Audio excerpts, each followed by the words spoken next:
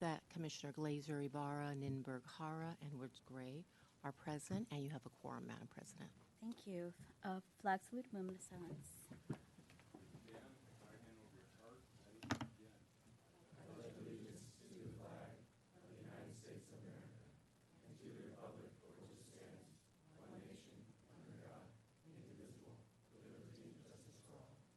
Please join me in a moment of silence in honor of past and present members of the Los Angeles Fire Department who devote their lives to the protection of our communities. Thank you. So we start, as always, with commissioner comments. It's been a couple of months, so. Okay, yesterday I was in the Kingdom Day Parade. We really missed Commissioner Woods Gray, but Chief Terrazas and Chief Hogan, Chief Rideout were there, and then both Cody and Phil Wyreader likewise there. And as always, it's a great parade, a lot of energy with all the different, in fact, a lot of bands, but also a lot of dancing groups participated, and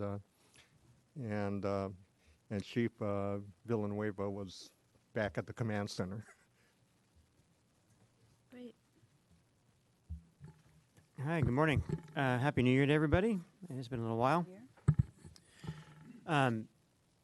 So since our last meeting, there's been a few letters that have flown around, including one from United Firefighters and the Chief Officers Association that seemed to advocate against lowering standards in the drill tower while implying there was an effort underway to lower standards, and that this charge is being led by a member of the commission. I want to be clear about something. There's no effort underway to, quote, lower standards. However, there is a healthy questioning of our department's success in attracting and retaining women and other underrepresented groups, as there should be, given the mandate that we have both from the elected leaders of this city and general good government principles of diversity that considers diversity as a strength in organizations. And it's the job of this department, as the oversight body, to ask questions and for us to use all relevant and available data and analysis to help us better understand if we are doing things the right way. And if it's not the right way, it's our job to push for change. And it's interesting to me that when a member of the commission, and a woman at that, has the temerity to ask questions and demand answers, it caused such dramatic response in writing. So threatening, in fact, that the old boogeyman of lowering standards was trotted out yet again. And this is not a new idea, of course. The idea of lowering standards, the use of that argument has been around for decades as a way to exclude people from within this city, and there's a rich history associated with its use in this department and in others. It's used to keep people out. It's not without irony that I remember that old trope that I hear in the field so often about the LAFD and the fire service in general, 100 years of tradition unimpeded by progress, which would be funnier if it were somewhat less true. But overall, this letter made me realize we've got some bigger issues, reminded me we've got bigger issues around here with the culture. A culture which primarily hears only what it wants to hear, that discourages honest discussion for fear of looking bad, and that avoids actively confronting uncomfortable truths and shuns opinions of those who are not in the, quote, in group, no matter how respectfully they are offered. Chief, this is your department. This letter was sent to all members. And I would like to see a response from you to all members, a response that refutes in no uncertain terms this idea that there is some plot afoot to lower standards, and one that reaffirms our commitment to building the diverse department that the city deserves, as well as the need for us to constantly reevaluate our practice. I look forward to your message on the portal. Thank you. Thank you. Anything else? Good morning. Happy New Year to those who I haven't seen this year. I don't know if we had a meeting this year. This is probably our first one. But I was out for for a few meetings, not many, because we had many that were canceled. So thank God I didn't miss as many meetings as I could have. But I'm very glad to be back and to be feeling healthy. I had a real surprise on Martin Luther King's Day, not the weekend, the Saturday before. I went to the Empowerment Summit, and there I saw the sober unit vehicle. I didn't realize that there was actually a vehicle, but it was nice to see it there. They were trying to show the community the many ways that they help homeless people and people who are in need. And they had the whole team there, and we had Chris V, because he has a name that I can't really remember, but I told him I would remember Chris V, who was substituting that day. I think he's from the station on 108th and Main. Is that 68, 65, 64s? And then they had the physician's assistant, and the whole team was there, which was it was great talking with them. And I plan to go and visit with them later, but it was good to see them there. And the vehicle clearly stated it was an LAFD vehicle, so I had to take a picture with it. That was something to put on Facebook. You know, I love Facebook. Yesterday was Dr. Martin Luther King's birthday celebration, not the birthday itself. It was the 15th. But we celebrated the life of this great civil rights leader. And I really want us to live his life every day, not just one day. So I had this one quote for today, which I think is very important and really works for me and this department. The quote states, "Our lives begin to end the day we become silent about things that matter." It's really, I think, important that we take notice and not be afraid to talk about the things that are happening in this department that may need to take notice. But I notice that firefighters are not very good at that. But we want to let's make them feel more comfortable in their stations with the things that are happening there so that they can speak up, because it's really important to know what's really happening in our fire stations, in our fire programs, period, because there are a lot of things happening, and none of us can keep up with it. It's just a lot.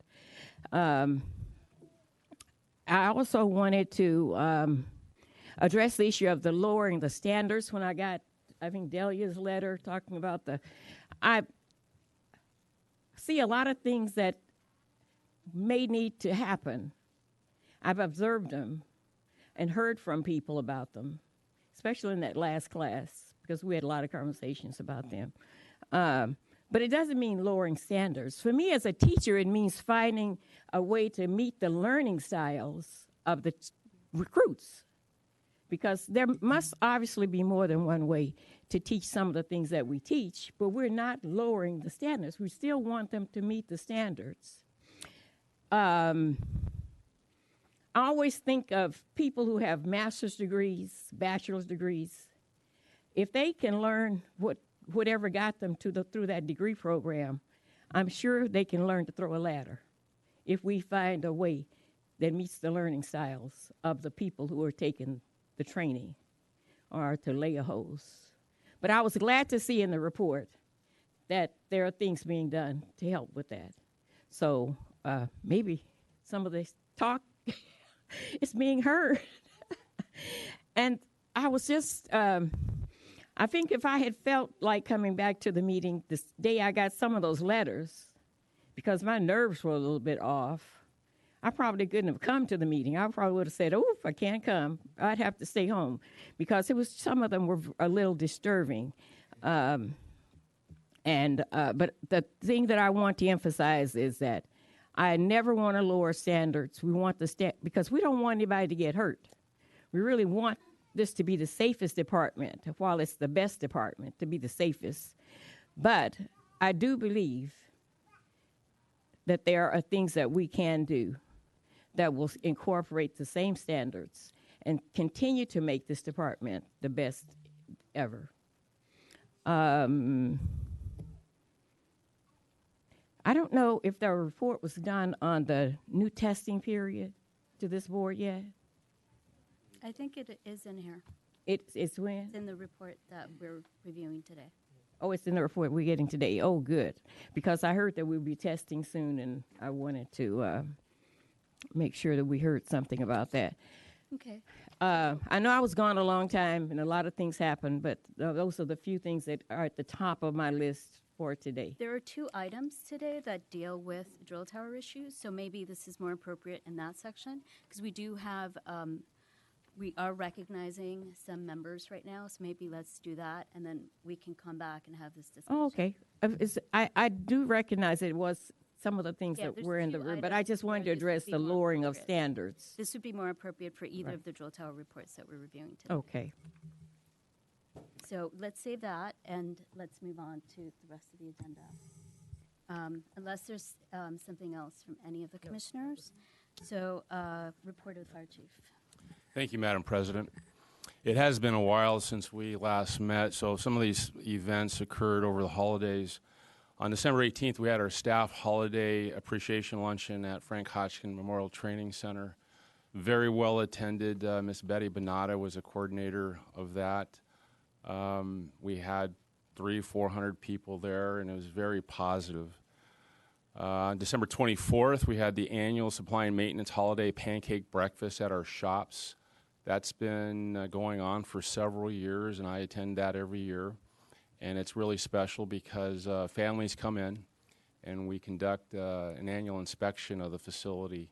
And the shops looks amazing like it does every year. People are very proud of the place that they work and of the LAFD. On January 9th, I went to Riverside to present before the Fire Scope Board of Directors meeting. This organization is combined of fire departments throughout the state, and the purpose of that presentation was to get support for state funding of the Y-Fire and fire risk brush fire projection programs that we've been implementing over the past 4 to 5 years. It looks very promising in the state budget, and we're optimistic that those programs will be funded at the state level.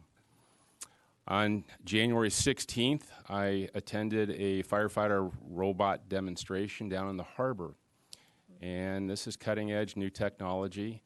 I learned of this tool during the Notre Dame Cathedral fire in Paris last year.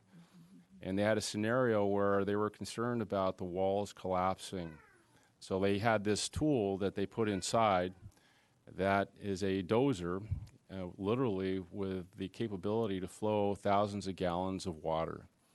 So we identified some state companies here in the United States, and we're very pleased with what we saw on Friday, and our foundation will be pursuing that. So hopefully I'll have some updates on that issue later. And then yesterday, as was mentioned previously, I attended the Kingdom Day Parade. It wasn't the same without Commissioner Woods Gray. She's usually in charge of the siren activation. So between the 4 or 5 sworn individuals on the rig, we figured it out. And we activated the siren. All the kids love the siren with our 1931 Seagrave antique fire engine. And that concludes my report. Thank you, Chief. Just briefly, I just want to note that when I was 5, I submitted drawings of a robotic firefighting dozer to former Chief Potter and got 0 feedback on that. So I'm glad my idea is finally coming to light. Yes. Okay. All right, moving on to 5B, which is verbal report by the department on significant incidents from December 9th to January 20th. Good morning, Madam President, Commissioners, Chief Terrazas. Chief Deputy Alfred Poyer, Emergency Operations, here for a verbal report on significant incidents and activities for the period of December 9th, 2019 through January 20th of this year. During this 43-day period, our resources and members responded to a total of 60,175 emergency dispatches for an average of 1,432 a day, over our average. We transported a total of 26,000 people to emergency rooms across the city for an average of about 618 a day. With 6 out of the last 10 days resulting in over 600 transports each day, our ambulance fleet has been incredibly busy. This is a consistent trend we have seen this time of year for the past several years. So we keep a close watch and augment our resources whenever necessary. As was mentioned by a couple of the commissioners, yesterday we participated in and augmented resources for the Kingdom Day Parade and Freedom Festival events. LAFD resources in the parade were Light Force 94 and the LAFD bandwagon. Deployed, we had a battalion chief, 3 engine companies, 5 ambulances, 5 two-person cycle teams, 7 members of our Fire Prevention Bureau, and 15 CERT volunteers. We had a total of 4 patient contacts and 2 transports during the event, which is very low, and we were thankful for that. It was a very positive event. In December of 2019, based on the successful budget enhancements recognized through the support of this very Fire Commission, the City Council, and Mayor Garcetti, we were able to expand our fast response vehicle program from 2 full-time firefighter paramedics deployed 4 days a week to 8 full-time firefighter paramedics deployed across the city with coverage a minimum of 5 days a week. These members are all tactical emergency medical specialists, TEMS specialists, which means they have all completed 80 hours of training with the LAPD Special Weapons and Tactic, aka SWAT personnel, focused on tactical law enforcement situations where our firefighter paramedics would normally be placed in a medical support role. The FRV teams are now deployed to Fire Station 91 and Operations Valley Bureau, to Fire Station 82 and Operations West Bureau, to Fire Station 9 here in the Central Bureau, and to Fire Station 64 in South Bureau. We look to supplement their training with additional alternative destination qualifications training just to continue to expand our ability to respond and support the ambulance transports that I mentioned earlier in my presentation. And that completes my presentation unless you have questions. I just want to thank you for ensuring that Fire Station 64 had the rapid response program there. Thank you. Thank you very much. Thank you, Chief. Do we have a verbal report by the medical director? Yes. No. Thank you. Good morning, Madam President. Good morning, Commissioners. Good morning, Chief Terrazas. Assistant Chief Ellsworth Fortman, Emergency Medical Services Bureau. Commissioner Woods Gray was firefighter paramedic Chris Viducal, who's one of our TEMS paramedics who's assigned to FR 64 also. That's who was there. Mm-hmm. I knew just remembering that little bit. Somebody would know. He's one of our newly trained TEMS specialists at 64s. Yeah, he's very nice. He is.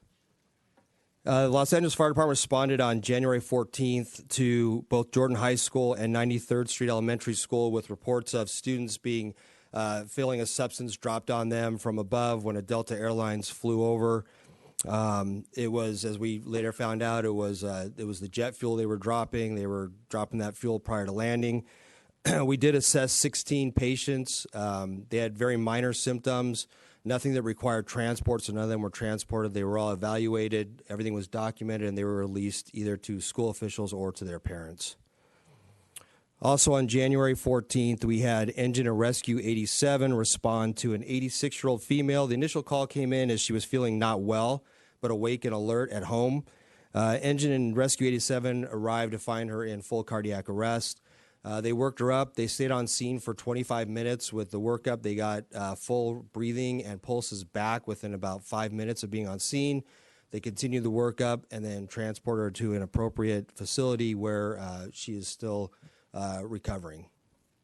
And then on January 18th, Engine and Rescue 46 responded early in the morning, around 1 in the morning, to a 29-year-old male who was actually having a stroke.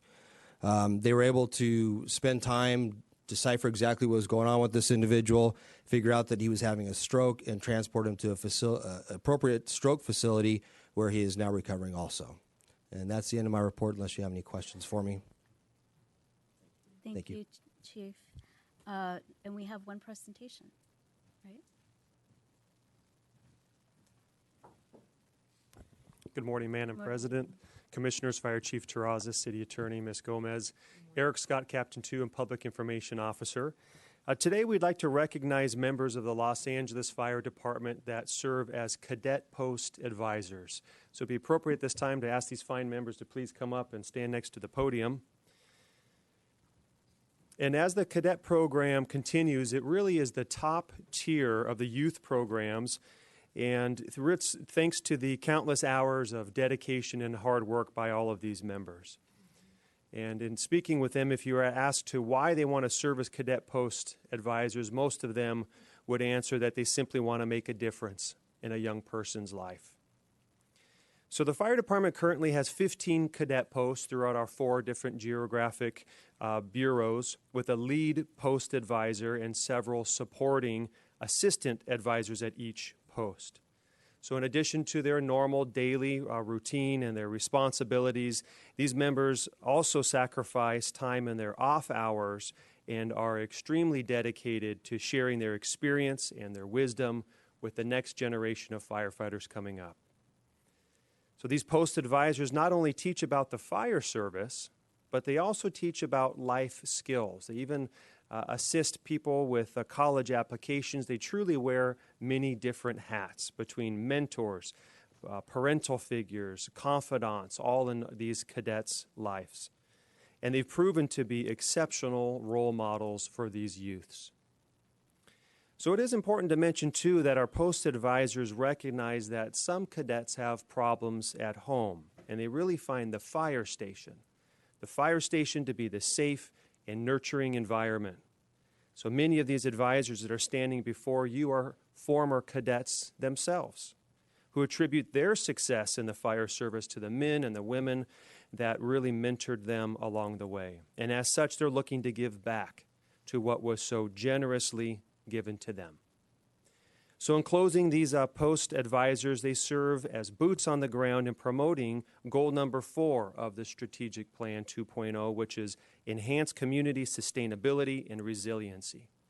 So we'd like to ask if everyone would please join Fire Chief Terrazas in acknowledging the exceptional contributions of these cadet post advisors.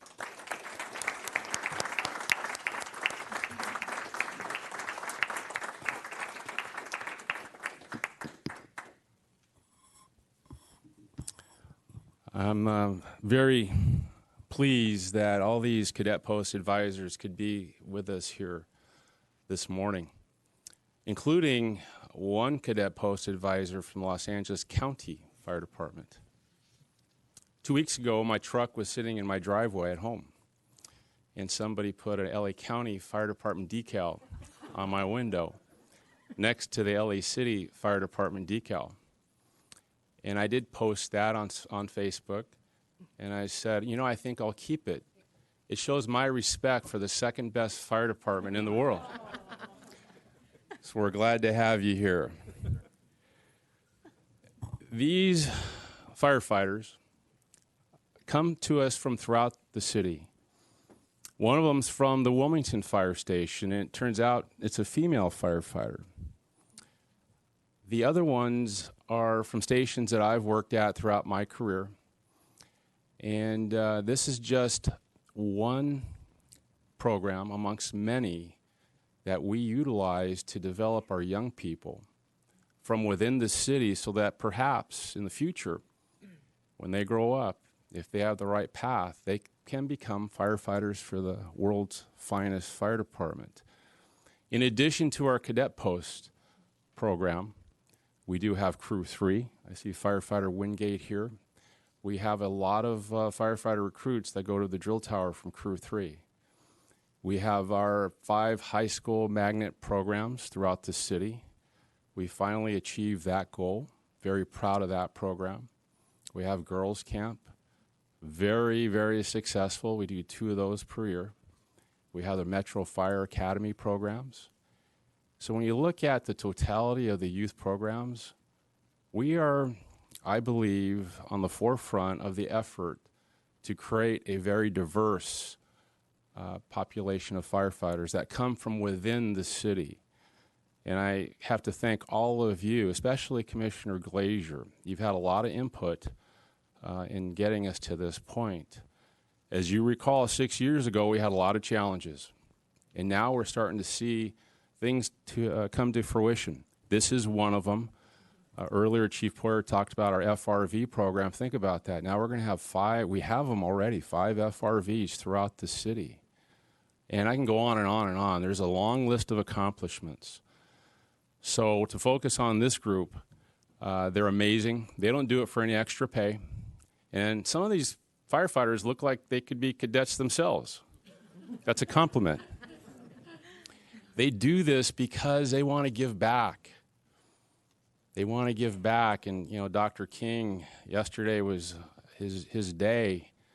And I think about a quote Commissioner Woods Gray shared with us. The quote that I think about is that the most persistent and urgent question is, are we doing enough to help others? And if you look at all our department, the things that we're doing for the youth, the things that we do every day when we respond to the 911 calls, I'm very proud to say that the men and women of the Los Angeles City Fire Department are helping others. Congratulations. I'm very, very proud of you.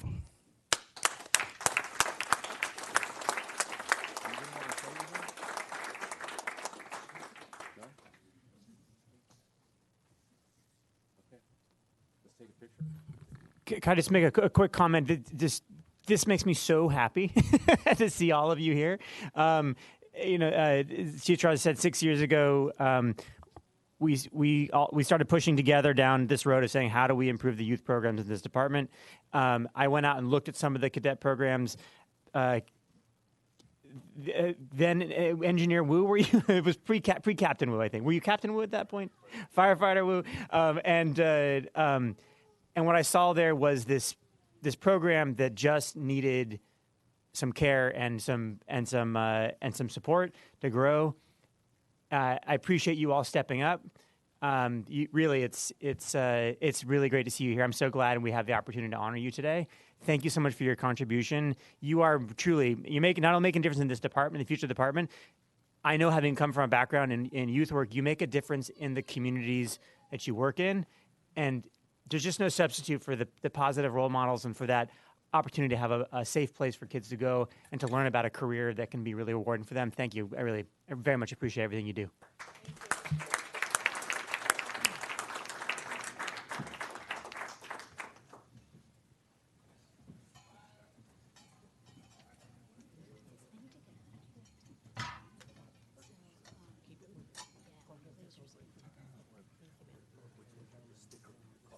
I know nothing, sir. Can I have it back, by the way? I know, right?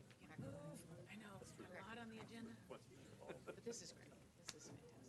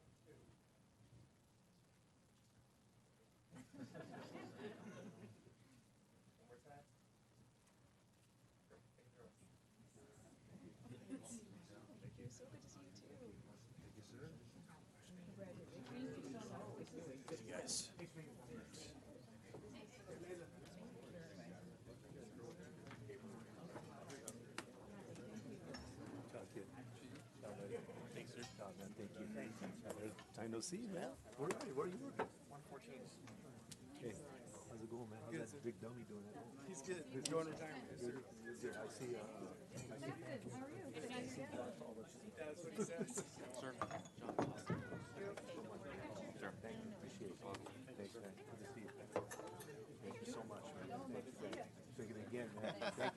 what you do, but appreciate it. Thank you, man. You did a lot for the department.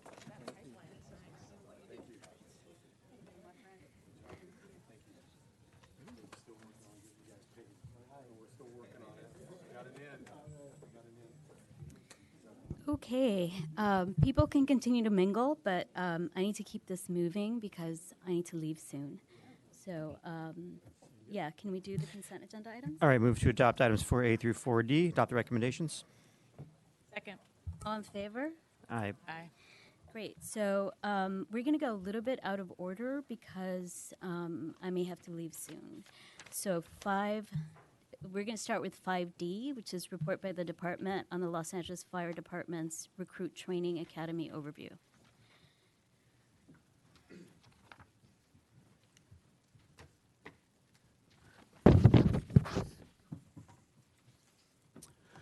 Good morning, Madam President, Good morning. Commissioners, Chief Terrazas, City Attorney. I'd like to introduce myself. I'm Stephen Skelly, Battalion Chief in charge of the Recruit Services Section, and I'm honored and kind of excited here to present to you a report in the Recruit Training Academy overview. We've made some great accomplishments in their past reporting period. This board report will reflect data and analysis from the time recruit firefighters enter the academy through the end of their probation. The timeline to obtain a full data set from the academy class takes about 18 months to mature, and this report will capture data from 6 classes. The data parameter used to ensure consistency in presentation and analysis include new hires, and that's the number of new recruit firefighters for one academy, graduates, which refers to the recruits who successfully completed the academy, and then the completed probation portion refers to probationary firefighters who have successfully completed their field internship, which is that 365-day probation. Starting with the in status section, this includes all data fields of new hires, graduates, and completed probation. There were 3 academy classes 17-1, 17-2, and 17-3 that met these parameters. And it was found that there was an 85% academy retention rate at graduation, which is a 2% increase from our last report. Also, the probationary retention rates remain constant with our last report at 97%. The ongoing status section measured 2 classes, 18-1 and 18-2, and includes 2 of the 3 data fields of new hires and graduates. This population of recruits have graduated from the academy or are still progressing through their probationary period. And a few highlights include that diversity in the academy remains consistent through graduation. You can see that chart on page 722. Female representation equaled 11% of total graduates. This is an increase of 4% from the previous reporting period, which is an increase of 7%. And female representation totaled 15% of new hires, which is a 6% increase from our last report. In the current status section, includes 1 academy class, that's 18-3, and they've since graduated on November 21st, and they're progressing well in the field. According to the August 6th quarterly diversity report, the female population of LAFD comprised of 3.49% of uniform members. By comparison, females in class 18-3 represented 10% of new hires, which is 3 times the current female population of the LAFD. The report includes analysis of the goals that were set forth in our previous academy report. Goal number 1 was to increase female recruit firefighter retention at graduation by 2%. The recruits from classes 14-1 through 17-3 have graduated and completed probation. The analysis shows that the retention rate for female graduates has been 59%. Classes 18-1 and 18-2 graduated 67% of their female population, resulting in an 8% increase in retention. This positive trend could be a result of the department's efforts and action plan as discussed in the previous report that included candidate preparation by means of physical fitness and knowledge of tools and equipment, which was accomplished through baseline testing and enhancement to our CAP program. Goal number 2 was to increase overall recruit firefighter retention at graduation by 2%. In reviewing the analysis and data specific to retention rates and comparing the Recruit Academy data from the previous reported to the present, it's evident that retention rates have been improved by 2%, thus meeting our goal. Our current retention rates are 85%. This is a definite positive trend in retention of recruit firefighters in the academy, as the department has had a historical retention rate in the academy of 80%. Goal number 3 was to evaluate the candidate advancement program attendance. And since our last report, we've made adjustments to our CAP program to target candidates that are in the hiring process. The decrease in the total number of participants was intentional. Decreasing the amount of participants has produced a better program. It's allowed our staff to focus on the candidates that are actually in the process. In the past, we allowed anyone to participate in the CAPS program, and we were actually the fitness program for a local fire academy. We've made several enhancements to the CAP program, which include adding 1 night a week to Drill Tower 40 and adding handling tools and equipment to our Saturday program.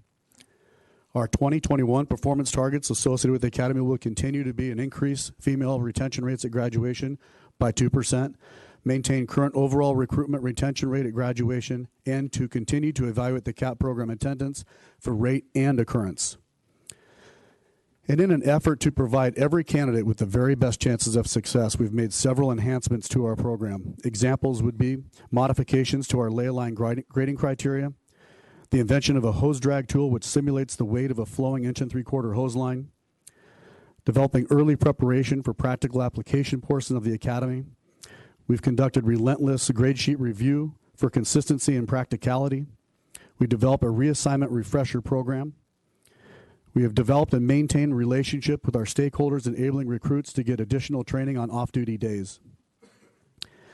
We've conducted annual staff calibration, where we've invited speakers in our chain of command, the fire chief, operations chief, training support bureau, training division, recruit services section.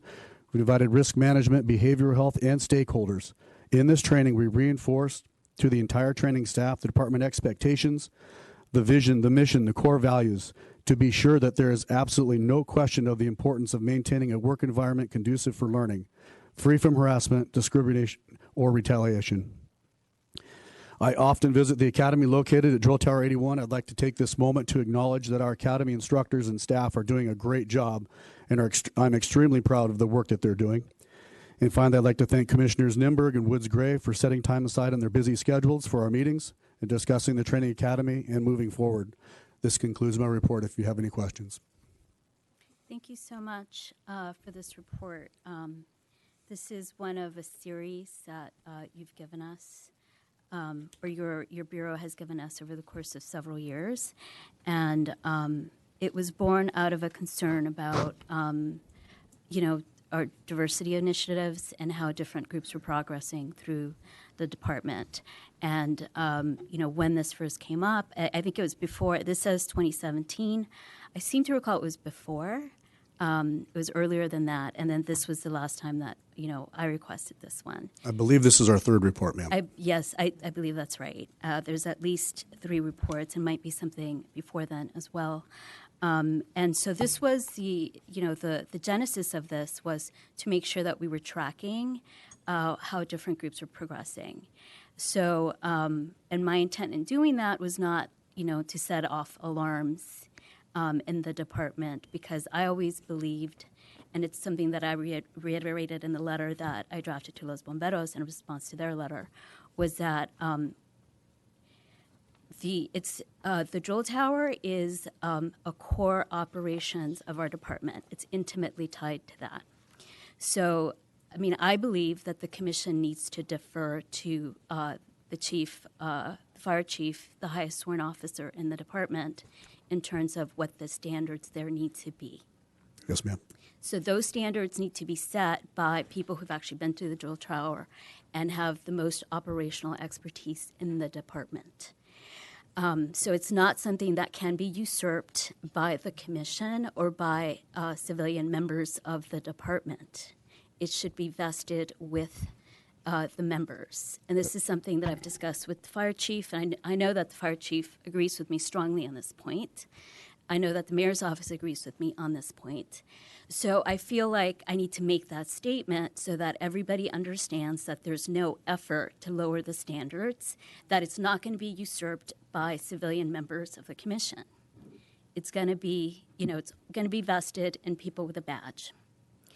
So having said that, I think that there's also a concern that just because we keep tracking the numbers of who graduates, who doesn't graduate, I understand that there's going to be disparities because there are physical requirements to it.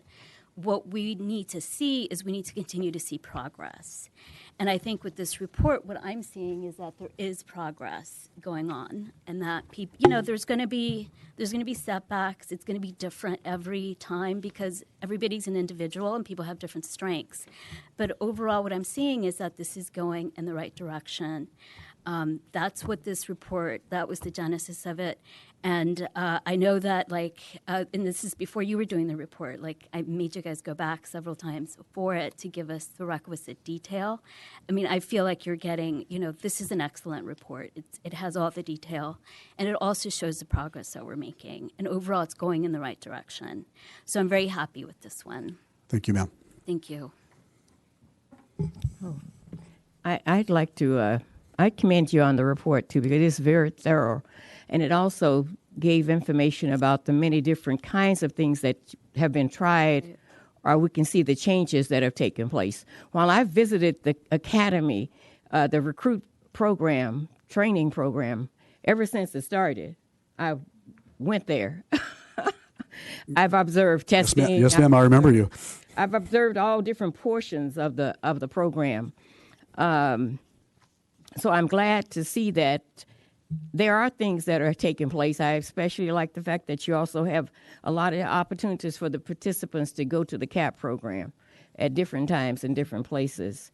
And hopefully that will help them to get there, because that's a very valuable resource that this department offers that other people don't, in other professions, would not be able to get or to receive. And I do believe that I can never tell a firefighter what they need to know. It's just clear and simple. I can never tell them because they know better than anyone else what they need to know. And so, therefore, I would never, ever be trying to set the standards, develop the curriculum at a fire station. I could have input into it because when I first went there, I watched the procedure in which things were taught. And they were clearly taught the way they should be taught. You gave the instruction, then you went out and you practiced, and then you had the test later. It was clearly following the educational guidelines that were good educational programs would follow. So I could do that. But when could not tell you what the curriculum would be because I don't know that. And so I'm saying that I would never try to change anything that's being taught. There are different ways of teaching, which I question sometimes because I do clearly know that there are, as a teacher, there are many ways of teaching standards. Whatever you want people to learn, there are many different ways of teaching it. Just as most of you know, in mathematics, you come up with how many ways can you solve a problem? There's probably as many ways as there are people sitting there, right? Okay, so it's one of those kinds of things. I think that there may be different ways of doing some of the things. So, but what I'm happy about is that you're looking at it and you're thinking about it, and things are being done. So, thank you. I think that's good. That's improvement, Chief, from when we first started. Okay. So I always appreciate the improvement and the willingness of the staff to listen and to meet with you and to explain things that are going on. So that's valuable because we're interacting, and I may be seeing something that they're not seeing. I may be hearing things that they're not hearing, but we work together. We don't try to change anything. I'm not trying to change the standards. But I want us to work together and to continue to work together just as we have been working together on these particular issues and trying to straighten out the little kinks. They're no big, the recruitment training program is good as it is. But I just don't want people who pass to just be the like the A students who are going to pass anyway. But the ones who may have needed a little bit extra help, I'm still interested in those. And I do plan to visit the new program because I missed graduation for the first time. Oh, no. And I missed the parent orientation, so I don't know what the group looks like out there. So I have to go and visit. And if anybody has a program from graduation, I sure would like to see what that group looked like also. But thank you again, and we'll continue to work together. Hey, Chief Scully. How are you? Thanks so much for this report. I really do appreciate it. And I know that the intention of the department is to make this recruit program the best it can possibly be. And I know. Yes, ma'am. And I know that that's what you are doing. Thank you. I do want to say I love this image of 18-3 of the diversity breakout. It's a little, it's a little bit more reflective of the city, so that's good. Two requests. I would like to. There is a chart. Can we get this report quarterly? I'd like it to come to commission quarterly. And can we get 2.1, the chart, just broken out the next time? And then so we can get kind of a status report by class, because all the other ones are broken out by class, but this one kind of is bundled together. So I'd like to see 2.1 separated out by class. Page 7, 2.1, broken by class. Yeah, exactly. And then and I do appreciate the mature data waiting, a year and 5 months. But if we can get kind of, for the next report that comes, if we can get kind of current data that's happening, and so we can kind of get a snapshot. But I love that, like CAPS, you have 29% female. Yeah, it's great. Yeah. It's great. I mean, I know the baseline helps. I think that a lot of these initiatives have been helpful. I think that there are still things that we can work on. I'm very optimistic with our future classes. Yeah. So next quarter, 3 months, you can come back. That'd be great. Thanks. Yes, ma'am. Okay. Thank you. Thank you. We have one public comment. Madam President, may I make yes, a few of course. comments? Chief, if you could hang out for a little bit. Number one, I got to give credit to Chief Rideout and his team. They have been, and it's not to isolate them. I was in the drill tower as a peer grouper and as a Captain 1. Therefore, I deeply appreciate the comments of leave the operational stuff to us. Any audits, we welcome honest dialogue. And if we can identify any practice that may not be relevant, we'll take another look at it. That's what the four-way analysis has led us to believe, the hose drag, the emphasis on CAPS, because we're always looking, how do we do better? How do we ensure that our firefighters leave the drill tower ready to hit the field? The number one thing that drives all our effort is firefighter safety. I think we all can agree we cannot do anything that's going to impact firefighter safety. Years ago, I was a captain in the field, and we had recruits who shouldn't have graduated. And because they didn't have the necessary skills and or strength, we had to do our job and their job, which is not safe. So I'm very happy with the results of the drill tower staff. The data shows we're making strong incremental progress, and my direction is to continue that. Let's have that honest dialogue. It may be uncomfortable discussion, but I think at the end of the day, it's better for us. So thank you for your support on this issue. I look forward to having more discussion in the future. Great. Thank you. Thank you, Chief Skelly. We have one comment from Freddie Escobar from UFAC.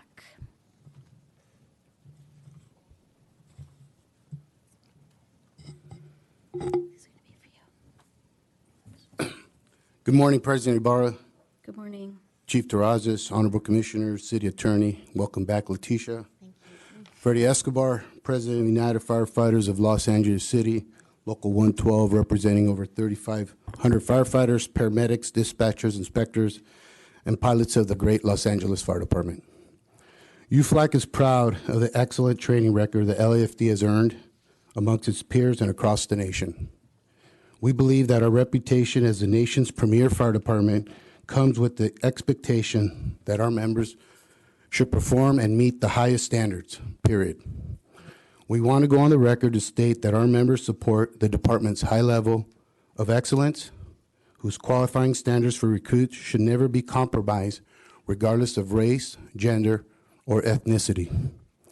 Any lowering of standards or shifting of metrics that can impact our high standards would potentially put our members at risk, as mentioned by Chief Terrazas. Safety on the job is of paramount importance to the members I represent. We thank you, look forward to continuing this vital work in cooperation with the department and this commission to ensure we stay as the golden standard for fire safety. I want to thank you, Chief Terrazas, your command staff, the Chief Officers Association, Los Bomberos, women in the fire service, and the Stentorians for the solidarity on this important issue. Thank you very much. And last, thank you, Commission, for recognizing to allow the department to lead the ways of the operations in the future. Thank you very much. Thank you. Okay, so we can vote on this. Okay, move to adopt the recommendations for, this is item 5D. Second. All in favor? Aye. So moving on to 5C, which is continuing from November 19th, 2019, report by the independent assessor on the quarterly progress report on the audit of the drill tower. Good morning. I'm Sue Stengel, independent assessor. 5C? Oh, 5C. Yeah. Good morning. When this was last on the agenda, you asked to consider it for once again, so it is back on the agenda today for your further consideration and discussion. So I think the last time we were going to give you guidance on some of the topics, and I think I'm looking for the report. Sorry, I think there was an issue about what the purpose of. Oh, thank you. Oh, great. Right. So the big thing. There was an issue about whether we, so for me, whether a lot of this was going to yield any information that's new, because we know that there is a nexus between height and weight, and certain other issues here.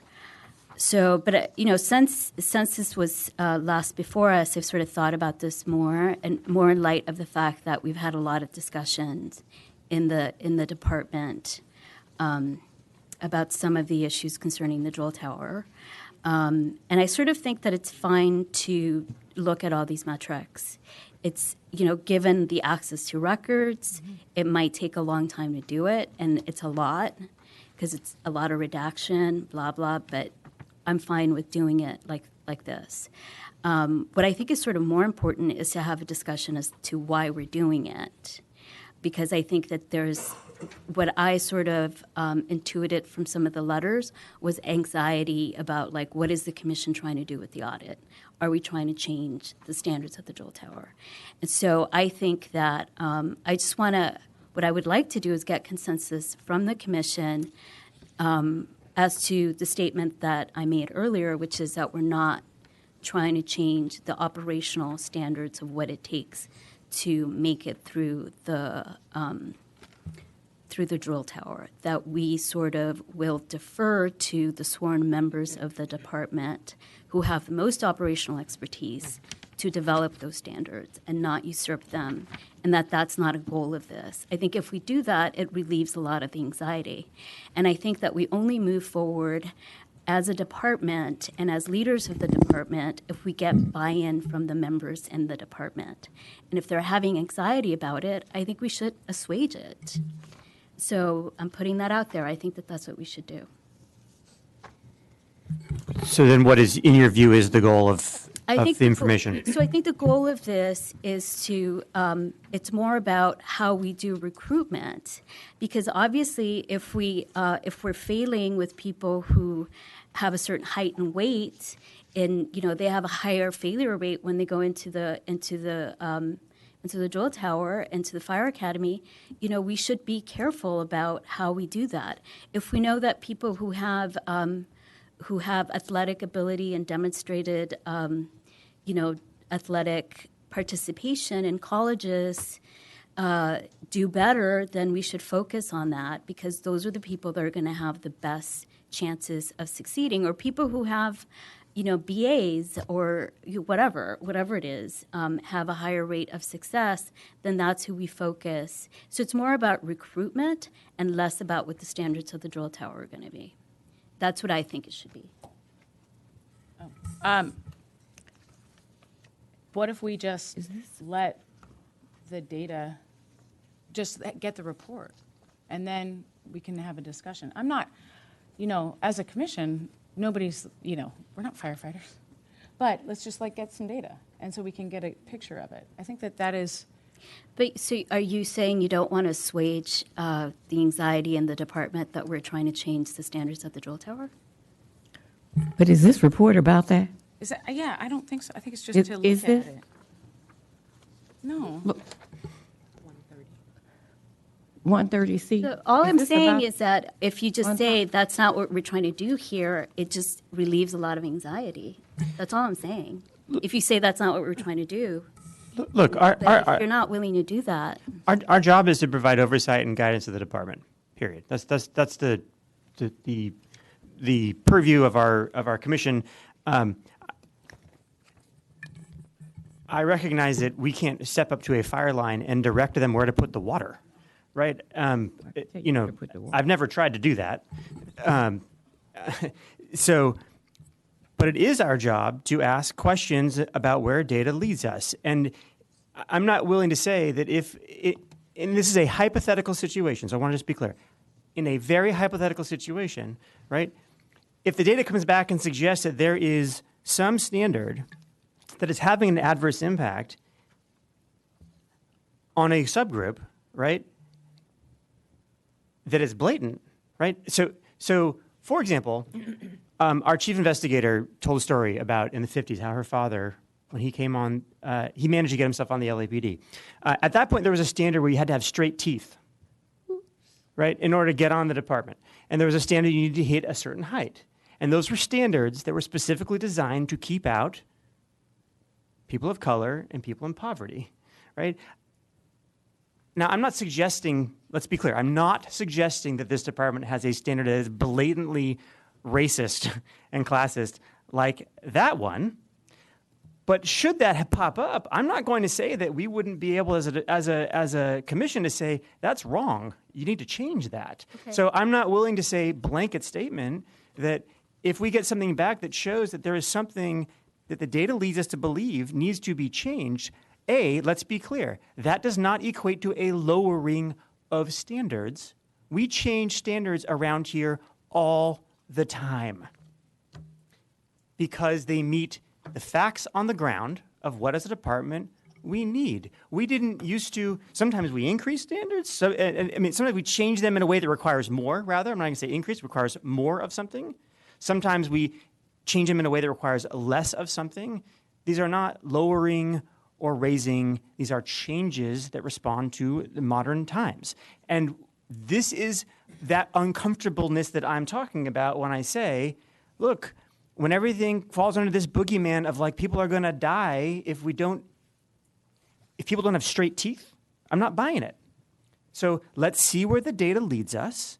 Yes, the chief has operational authority over what happens in this department, and it is our job to ask questions and to question what's going on with regard to the meeting of certain goals. That is what I intend to do when we get the data back, to say, do we have a set of operational standards that are allowing us to meet the goals we need to meet to provide the best service to the city and to meet the goals of a modern department? Okay, so that's where that anxiety in the department is coming from, is what you just stated. So, Correct. And that's what yeah. I'm addressing as a cultural problem, is a fear of having an honest discussion. And let's be clear, if this commission has an honest discussion about what we learn, as a commission, there's not going to be some sort of like lightning bolt out of the sky that says, okay, now we're no longer going to throw ladders in the drill tower, right? That's just not going to happen. What we will have is an honest discussion to say, hey, does this make sense or not? And maybe there needs to be an assembling of stakeholder groups that come together and have discussion. Maybe there's some additional investigation that we can do. None of this will happen quickly. Right. It never does. So, I mean, there's also the question of as to whether it's, this is what the independent assessor's, job is to do this, is to look at these operational issues within the drill tower.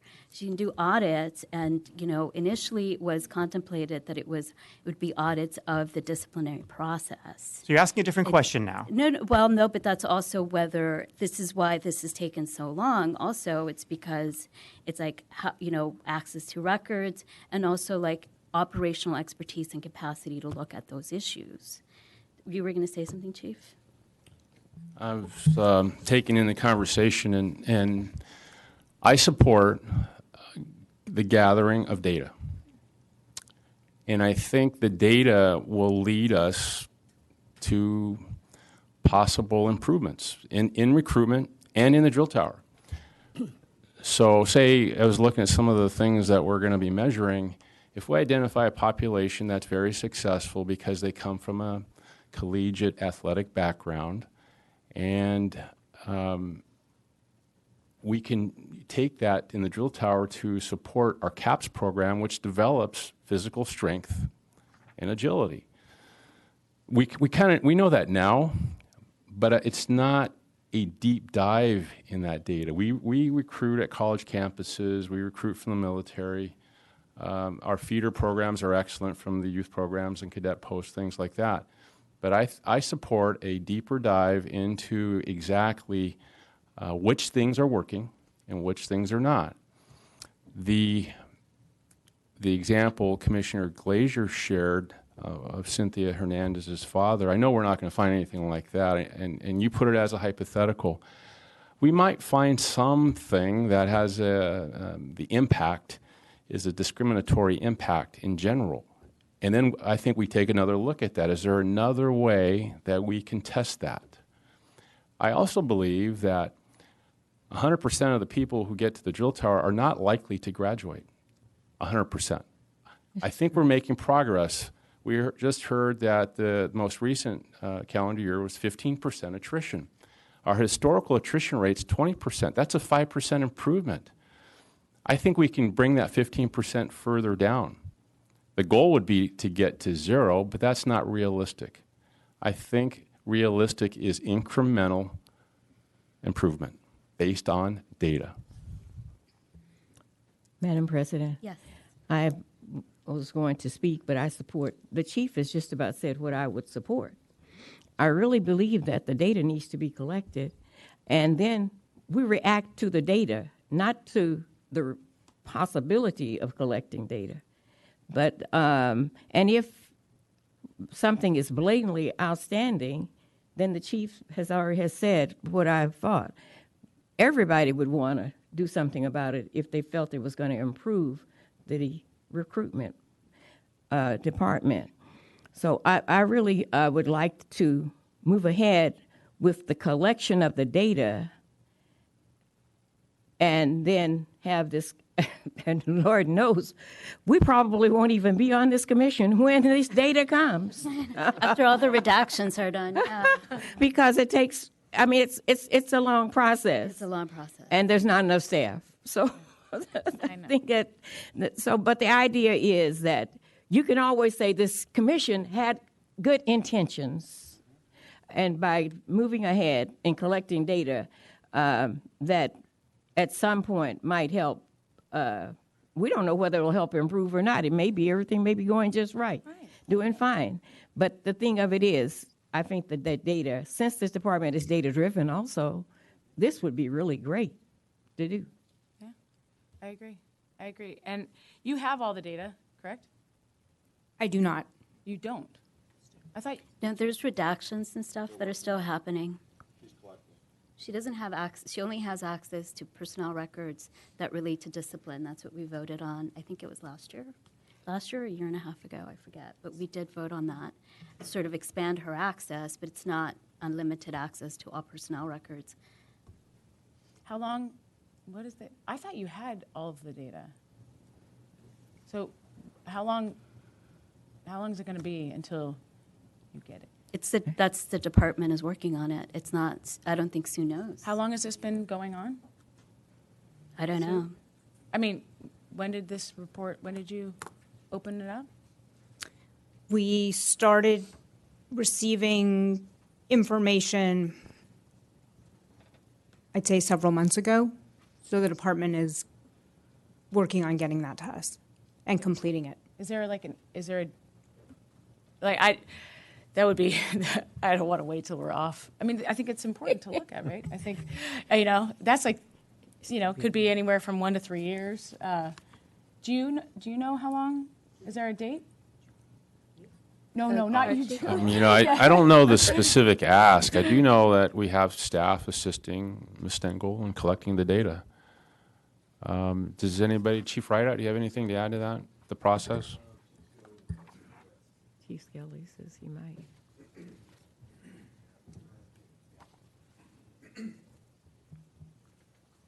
Yeah, we were asked by Ms. Stengel in the independent assessor's office to provide data from certain groups, and they were deciding which those groups were.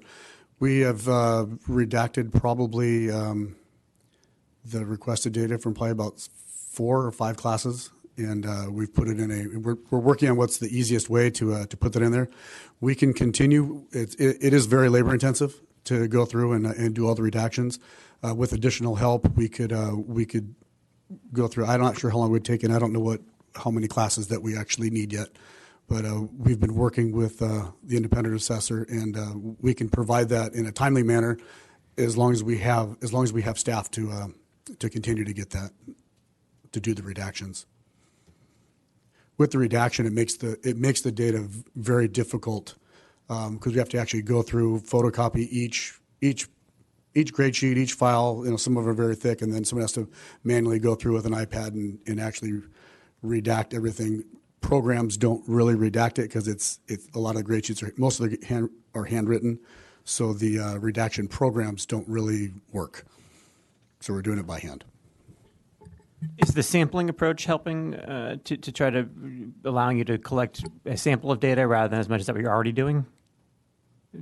Ms. Engel, are you already requesting sample data versus like blanket data?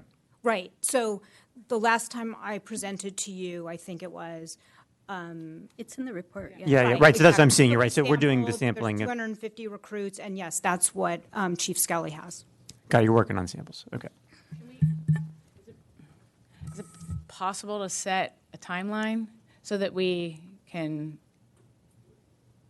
make sure that this is getting collected in a timely fashion?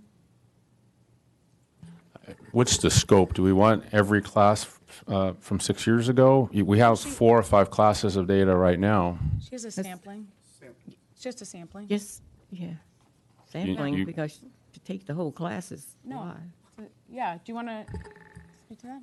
Yes. So as I mentioned in the report, we did, I'll call it a scientific analysis to come up with our sample of 250 recruits. The 250 recruits span all of the classes, which I believe is 16 classes, but please don't quote me on that. It's about 16 classes, and all ethnicities, and the male-female population. So that is the information that we provided to the department, and that is what they are working on getting to us.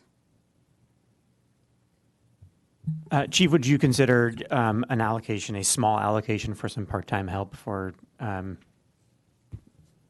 Chief Skelly? Is that for the fire chief? Is that Yeah, sorry. This chief. Sorry, there's too many chiefs in the room. But perhaps just a small allocation of a little bit of part-time help, even if it was 50 hours of part-time help, that probably would make life a little easier. We'll work with Chief Rideout and allocate the necessary funds to support this effort. That would be great. Thank you very much. Thank you. Does the redaction have to be done by sworn staff, or can clerical I have no people do it? Those agencies that we hire, that we have on hold to hire. Chief Skelly, could you answer that, please? We've been using responsible sworn members to do that because of all the just so we don't things just don't confidential information. confidential issues. So I'd prefer to keep it. I'd prefer to keep it that way if we can, or at least people who are sworn within the training division. They're sworn and the clerical within the training division. How long? How far are you, and how long will it take to go through? It was 250 files. We've probably redacted at least 30 files, and I don't have the data in front of me. Okay. Sure, I can go back and research today and maybe do a quick email to kind of let you know where we're at. Yeah, or maybe report back to commission. Yeah, in 30 days. Okay, Thank you. great. Thank you. All right. And we don't have any comments, public comments for this item. So we can vote on it. Okay, move to adopt the recommendations for item 5C. Do I have a second? Okay. Second. All in favor? Aye. Aye. And Ms. Stengel, can you stay up there for the next item is 5H, report by the independent assessor on the quarterly report of audits. Thank you. As you can see, we're working on 4 different audits: the drill tower, which we just discussed, our annual report of how the department handles complaints of misconduct, an audit of the drone program, and we're doing an audit based on your requests related to sexual harassment dating back to 2013 and settlement agreements. Those last 2 will probably end up splitting into 2 separate audits for a total of 5. How do you propose to split them up? The EEO / sexual harassment, and then the settlement agreements. Oh, I thought they were always separate. No?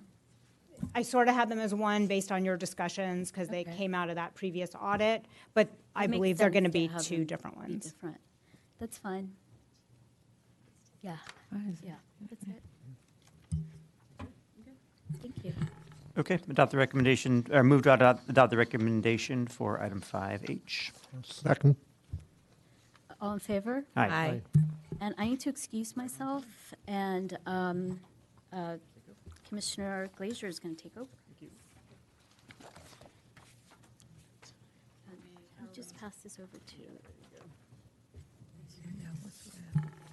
Okay, so we're gonna, is Chief, do we have the necessary staff for items 5A and B yet, or are we waiting? Okay, so let's hold those for a little while longer. So then we're gonna move to, let's move to 5E. This is a report by the Department of the Fire Stat Section Status Report on Fire Stat meeting data trends from 2016 to third quarter of 2019. Good morning. Drew Steinberg, Fire Stat Manager. In 2017, 2018, and 2019, the department continued implementing the performance management process through Fire Stat inspection meetings. Through the implementation of Fire Stat inspection meetings, the department has seen improvements in turnout time by an average of 15 seconds, the time between activation of station alerting devices to when the first responders put on their PPE and are aboard apparatus and en route, wheels rolling, citywide as well as on the station level.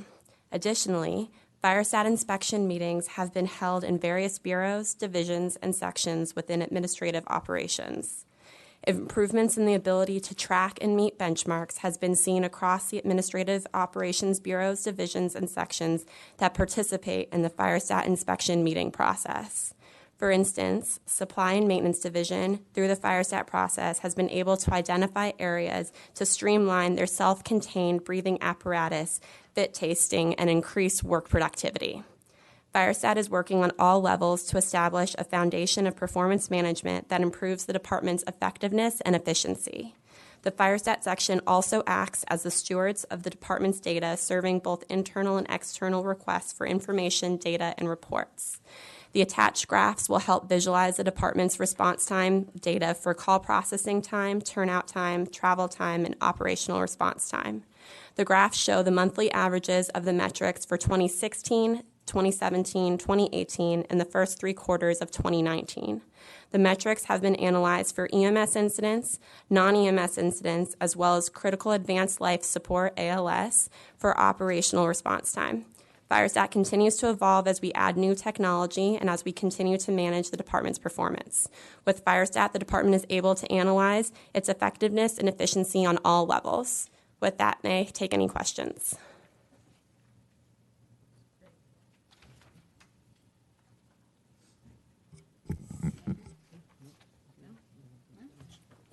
I have a comment. Good job, Drew, and your whole team. FireStat is, we take it for granted now, but 6 years ago we didn't have FireStat. Whenever we see an area that needs improvement, we FireStat it, and we hold people accountable, and we see improvement. And it's been consistent, and every year we self-analyze and decide what other areas should we consider for FireStat. So it is growing, it's evolving, and it works for us. And congratulations on a great job so far, and some great things to happen in the future. Thank you. Thank you. Yeah, thank you, Drew. It's a great report. And happy to hear about the turnout time is improving, and we can document it. That's great. Absolutely. Thank you, everyone. Okay, do I have a Move to receive and file. Second. all in favor? Aye. Thank you. Motion carries. There's no comment on that item. We will go to item 5F, report by department on the update Los Angeles Fire Department Youth Development Programs.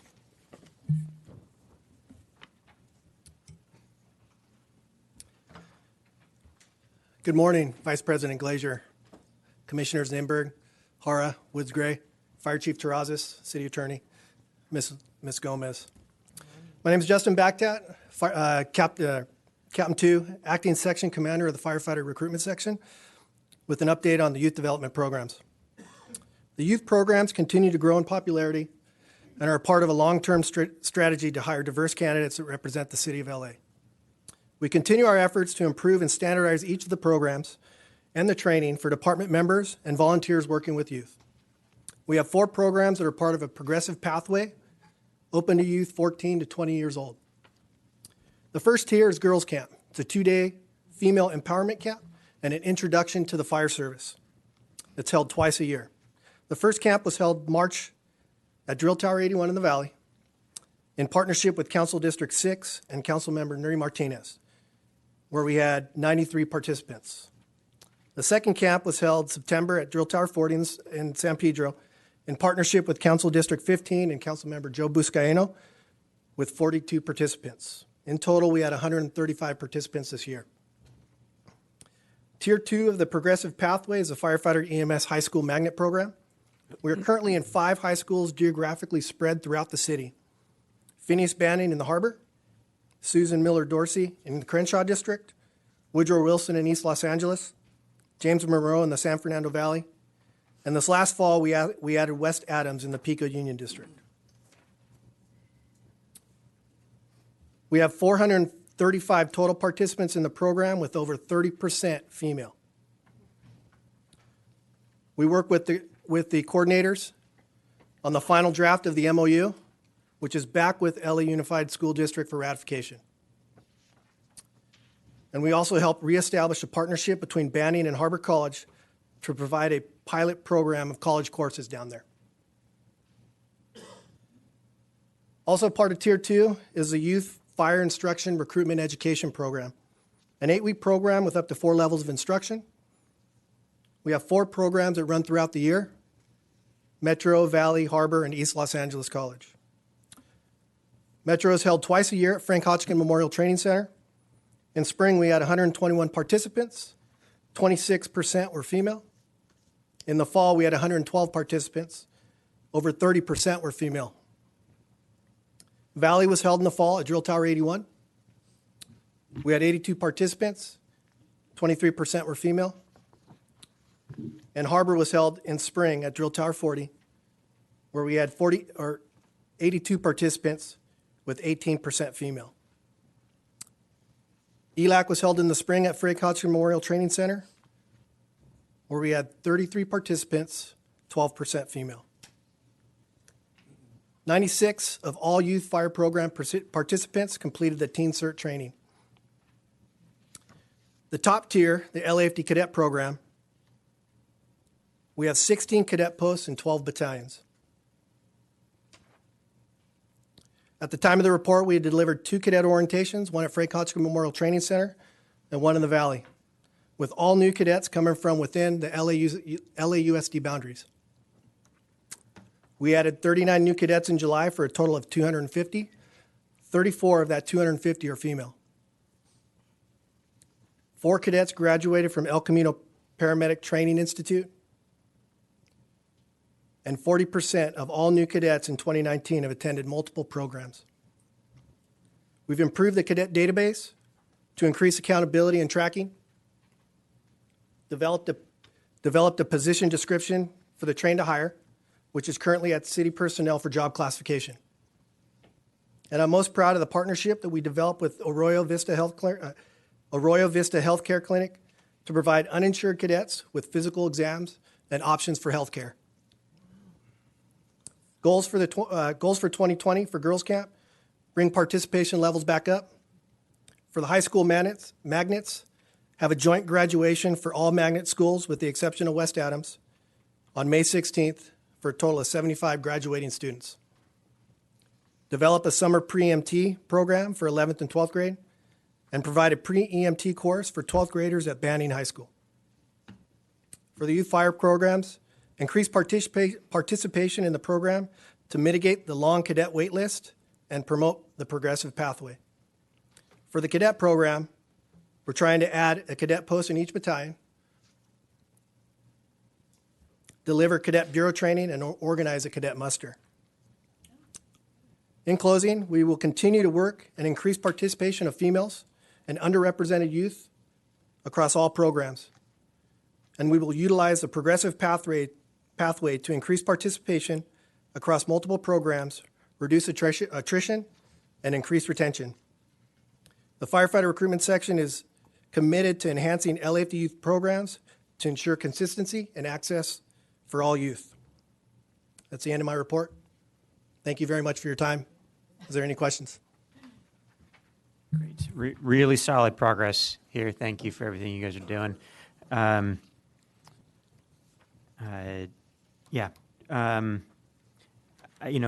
think in this last budget cycle, things are a little tighter, but I hope to get back to, in our next budget cycle, back to trying to push a little more resources to the youth programs. But you guys are doing great work with what you've got right now. I appreciate the hard work of the team. And keep up the good work. Really good stuff happening. Thank you, sir.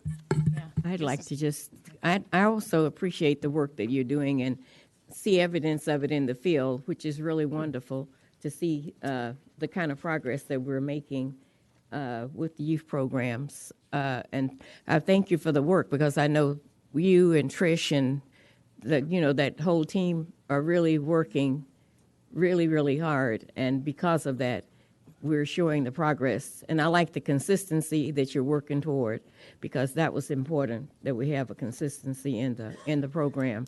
And the way that you're trying to get cadet posts all over the city, it's really coming together, because if we start with the youth, I think that will help to also improve our recruitment programs and for firefighters later on.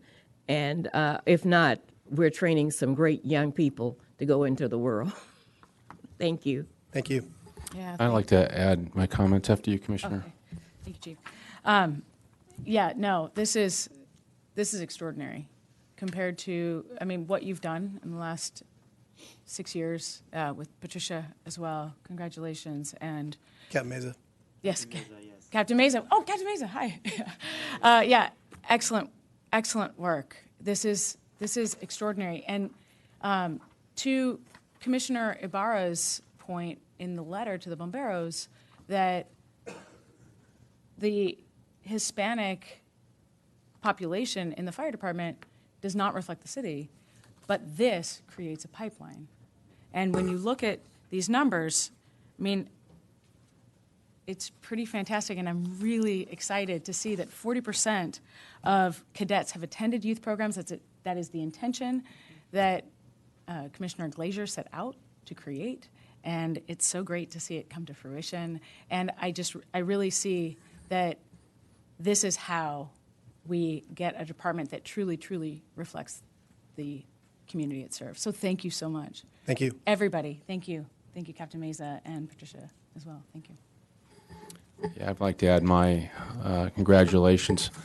Remember, 6 years ago, we didn't have any high school magnets. We didn't have staffing for youth programs. We didn't have foundation support. Last June, Banning invited me to their graduation ceremony that we hosted at Fire Station 112 in San Pedro. And I heard a young lady and a young man give a little speech. And what they said proved to me that our plan is working, because they articulated their career path. They told the audience that now they want to be, the young man wanted to be a firefighter, the young lady wanted to be a police officer. And they shared with us that they were going to go to JC, then they're going to get their 4-year degree at a certain college, and then they're going to come back. The firefighter, future firefighter, came up to me after the event and said, "I'm going to work for you." And I told him, "Go for it. There's no reason you can't." And our vision 6 years ago was to create this pipeline to mentor and create role models for these kids who may not have role models at home. So excellent work. This is another thing that this commission can take great pride in supporting, and it is working. And we may not see in our tenure the full effect, but we've created the pipeline. Great work. Thank you very much. Thanks, sir. Thank you. You know, I might also add, though, besides, becoming firefighters or police officers, they are all going to be better citizens as a result. So really, I want to commend the program and move to receive and file. Do we have a second? Second. All in favor? Aye. Aye. Great. Motion carries. Thank you. All right. So now we will move to report by department on LAFD Community Mediation Partnership, item 5G.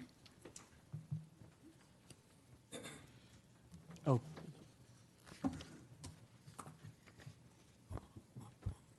Good morning, Vice President Glazier, Commissioners, Chief Terrazas, City Attorney, Ms. Gomez. Steve Gutierrez, Assistant Chief, Professional Standards Division. In front of you is Board Report 19-149, which is the department's update on the LAFD Community Mediation Partnership Pilot Program. First, I'd like to, the department is with great gratitude that the Commission approved this pilot program because we believe in it. The recommendation is that review and file. I'd like to lay out just quickly a quick overview of progress, lessons learned, and some pending matters. In the summer of 2019, the department embarked on this one-year pilot program to address and resolve citizen complaints stemming from service complaints and or misunderstandings, many of which are low-level acuity type of complaints. The program lays out, and for consideration for mediation, are the following: service call complaints, EMS protocol-related complaints, discourtesy complaints, and other low-acuity citizen complaints against LAFD members. This has been a great partnership with the City Attorney's Office with their dispute resolution program, DRP, and working with their trained senior mediators there. Also like to acknowledge UFLAC and their support, and of course, the support of the Office of the Independent Assessor and Sue Stengel. They provided great input moving forward with this pilot program and continue to support the program. Thank you. Some of the progress. On July 25th, 2019, the LAFD took the first steps in embarking on this. We provided agency orientation to the senior mediators at the City Attorney's Office. This is where we gave them an overview of department culture, communications, and kind of a layout of how the department operates from time of a call to a call is received to when it concludes. In that time, we identified 3 cases for mediation. 2 of the cases moving forward with invites going out both to department members and the citizens did not move forward. The citizens were unfamiliar with the program and declined the invitation. However, 1 did. This was a complaint on conduct of members during a service call.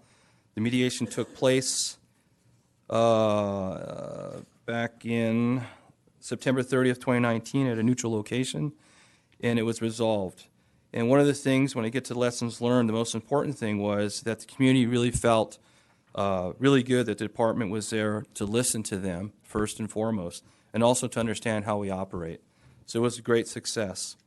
Some of the lessons learned along the way were providing training to the investigators on how to identify potential complaints as they come in for the CMP program, developing an internal and formal referral process to effectively, uniformly and efficiently vet potential CMP cases, to assign, and we've done, assign 2 PSD members from the command staff to communicate the involved parties and ensure that the liaison takes place between the community members and the department. We've also established a formal follow-up protocol with the mediators at the DRP. This is which a member of the command staff sits down and goes over the actual mediation that takes place. We take notes and then move forward with it. Some of the challenges is, number 1 is first and foremost is the unfamiliarity with the program. We're now looking at how to market it through another porthole message and also get out there and talk to members in terms of how valuable this program is. We currently have 3 cases that are pending, one of which is in its final stages to go to mediation, and they're very promising. Again, this is a program that the department believes in. It's one that it's more than just resolving what is considered a complaint. It also gives the opportunity for the citizen or the community to listen to what we do and educate them. It also gives us the opportunity to, whatever misunderstandings or that may have come out of that, to resolve them in such a manner that it's positive, it's more effective. In reviewing the department members that went through the initial one that was successful, they were very proud to have gone through it. They, in fact, had gone back to their own station and are starting to get the word out how valuable this program is. In conclusion, the LAFD is confident that the development of the CMP pilot program will foster positive relationships with the community as well as provide more transparency. Additionally, the CMP and other similar programs that engage the community to resolve issues are of great value. By the summer of 2020, the department intends to conduct a thorough assessment of the CMP to determine if the pilot period should be extended and efforts should move forward to establishment of an official CMP program should be undertaken. That concludes my report, and I'm available for questions.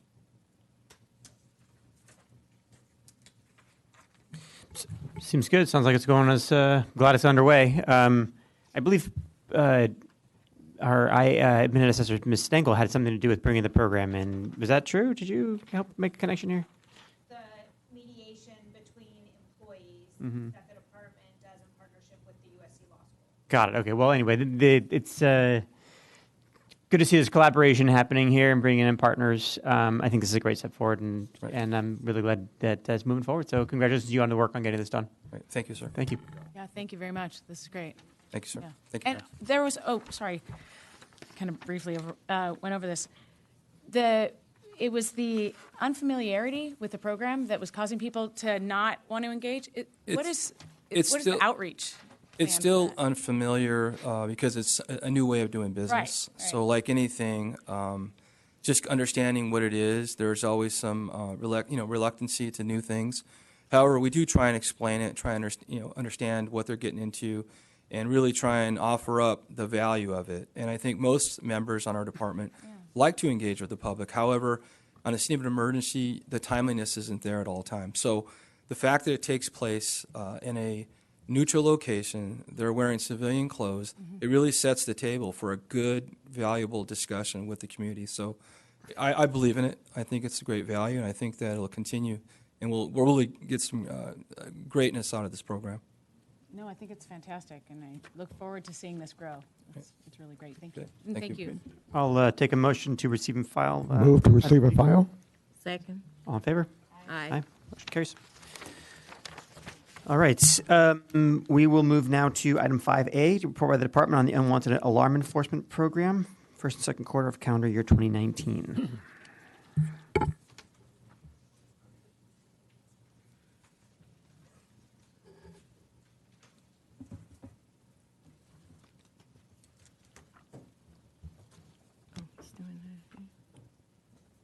Good morning, Vice President Glazer and other members of the Fire Commission, Chief Terrazas, Ms. Rafish. I apologize for the inconvenience, and I appreciate you indulging me. This is the Fire Prevention Bureau's report on unwanted alarm enforcement for the first and second quarter. Basically, our alarms, automatic alarms for the city, are in the area of just under 18,000 for the year.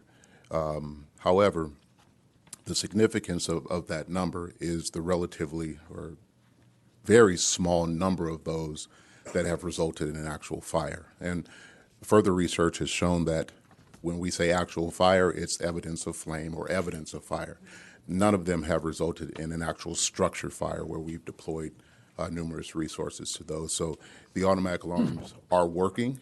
And then other preventive measures that are in place in these types of structures are working as well. If you notice on the second page, there has been some increase in our latest reports from FireSet. There has been some increase in the automatic alarms that we've gotten and the other automatic alarm types that we respond to, such as water flow, bells ringing, or smoke detectors. And we surmise that some of those, again, goes back to the consistency and of the messaging that goes across the four bureaus and the bureau commanders' participation and support of the program, and also the increased adoption of our field resources in using our referral form, which we're in the process of modifying a bit so that we can gather more information. We're working on the disconnect between the referral form that we get and the information that it provides. Right now, we have them responding to or reporting when there are 3 or more, but we're trying to gather more information as to why that alarm happens so we can properly categorize those and then address the needs of that automatic alarm going off. We're continuing to work on the unwanted alarm ordinance, I think, which will, in everyone's opinion, will help us to really get our arms around the issue. Given the state of automatic alarms, them working properly is what we want. We don't want them to go away. However, we do want a better collaboration between business owners, the alarm companies, the fire department, and field resources to best manage that, to make sure that what we are responding to are legitimate calls, that systems are working properly, not only to alert us, but to protect the citizens or the residents that live in these buildings, especially properties that are of mixed use, business and residential. I won't belabor all of the particular statistics. One of the things that I will draw your attention to on page 4 are the information that we provide for you for LAX. We're continuing to work hand in hand with LAX to make sure that they are doing everything possible to minimize and to do some work, some preventive work, so those alarms won't go off. And our companies are continuing to remain diligent in responding to the automatic alarms that do happen there. And we are making an effort to get better reporting, because when an automatic alarm goes off in the airport, that goes to their police dispatch center. And a lot of the information that we were gathering was by written log. So we're trying to gather more accurate information to make sure that we are putting together a plan that specifically addresses the issue and not just written numbers, and we make sure that we are being concise with that. So I have nothing else to cover on that. I'm open to any questions that you may have. Sure. Thanks for the report. So yeah, I'm glad you're making progress. I certainly, in my various travels in the field, definitely still see that disconnect happening between either understanding of how to report on unwanted alarms and what to do about them. Some people get it and they know what to do. Other people are like, I still don't know what to do, which perhaps goes with different learning styles. Really, I think finding different ways to communicate to the field of what to do about the unwanted alarms to try to deal with them, I think will continue to serve us in helping to reduce them. On the I appreciate the attempts to improve the reporting too. I know that the getting better reports helps Fire Prevention Bureau just respond differently to the problem out there and understand what to do there. So I'm interested to see how that goes. I certainly carry that message when I'm out there to say it's really important that you mark down exactly what happened the right way, so people understand the difference between the unwanted alarms versus versus things going off and the alarm working correctly, but it being a microwave oven with popcorn in it. On the airport, any more thought as to doing the pre-alarms on the pull stations? Is that something that we can help with getting done, is putting pre-alarms on those pull stations? And I'm going to answer this question, Garley. This has been 8 months for me in this position, so I can't speak intelligently toward it. I don't know if Chief would like to, but I think our challenge always is what exactly caused the alarm? And there are so many variables that go into that. And part of the problem is, especially on the fire prevention side, we are addressing the issue well after it happened. Mm-hmm. And so it's really about making that engagement early, and then the continued conversations that are happening with LAX, our representatives there at LAX, and then the Fire Prevention Bureau, to make sure that we're coming up with a plan to prevent it from happening. Yeah. And I think that's our best strategy. Yeah. So what I'll relay to you is in having had some conversation with some of the individuals that field work in there, what I hear is, particularly on pull stations, mm-hmm. which I think in the time period we're seeing here have never been the result of an actual emergency, right. Perhaps a personal emergency when somebody was missing a flight, but not an actual emergency that would be sort of generally recognized, is that a good way to prevent that would be those pre-alarms, because at least when somebody flips it up and a pre-alarm goes off, you might see a reduction there. So that's been sort of floating around the ether. So I'd encourage you, just those pre-alarms I think they're not very expensive, and that may be something that we could really push with LAWA to say, can you please install the pre-alarm covers on the pull stations? I see what you're saying. I didn't understand. But yeah, sorry. No, you make a very good point. Yes, yeah. And I think it's those kinds of collaborative ideas that we take in different perspectives to address the problem. And and I know schools have addressed that. It helps with them too. Alarms, things where pull stations are a problem. And what can we do to either set them up so that we can detect whether they are being pulled for a personal reason or not? But it will take that back. Discuss it with the team, and I would love to get some feedback, because that could be something. I think it's a relatively easy ask of LAWA to say, please install the plastic covers with the pre-alarms over the pull stations. So it certainly couldn't hurt, and it's a relatively inexpensive prevention measure. So just put that out there. On LAWA also, it seems like, and looks like you've identified this, that construction remains one of the primary drivers of your false alarm, or your unwanted alarms there. So, I don't know if this is something that needs to be in the ordinance or not, but again, just something, if we can get agreement with LAWA to add as into all their contracts to say, if a fire alarm goes off that requires a response as a result of a failure to take appropriate preventative action on the part of the contractor, that gets billed to the contractor. That will make it stop quickly. And I don't know if that's something that needs to be included in the ordinance. I hesitate to monkey with an ordinance that is as far along as this one is, given the amount of time it's taken. But it may just be a matter of agreement with LAX to say, look, we can't bill another government entity and collect on that very well.